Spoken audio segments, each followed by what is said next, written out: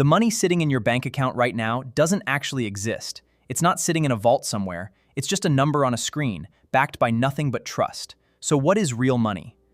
And how do banks secretly create more of it out of thin air every single day? In the next 2 minutes, I'm going to break down the entire system, from ancient gold to the app on your phone. Thousands of years ago, trade worked through bartering. You'd trade a cow for wheat. But what if the wheat farmer didn't want your cow? The whole system would just fall apart. So humans invented money to fix that. First, it was shells and rare metals. Then it became gold and silver, because they were scarce, durable, and everyone agreed they held real value. Eventually, banks appeared. People stored their gold with a banker and got a paper receipt in return. That receipt became the world's first paper currency. Light, portable. Here's the twist almost nobody understands. Say you deposit dollars into your bank. That money doesn't just sit in a vault waiting for you.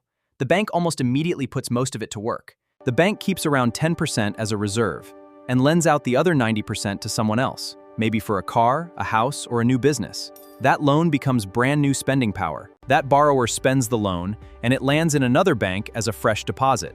That second bank then lends out 90% of that new deposit too, and the cycle keeps repeating. So from one original deposit, the banking system creates far more money in total just through lending and redepositing. Economists call this fractional reserve banking, and it's happening behind. Banks don't literally print cash sitting in a basement somewhere, but through lending alone, they create new money, legally, instantly, every single day, all across the world. It's one of finance's best-kept secrets. Now here's something most people mix up.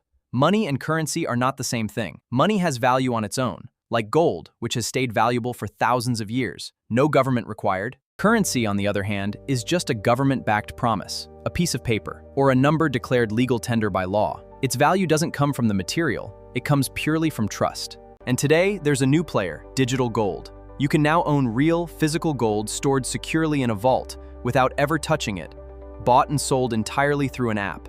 It's the same ancient idea, gold as a trusted store of value, just wrapped in modern technology. From barter to coins to paper to code, money keeps evolving. So next time you check your bank balance, remember, it's just a number held up by trust. If this changed how you see money, hit subscribe for more.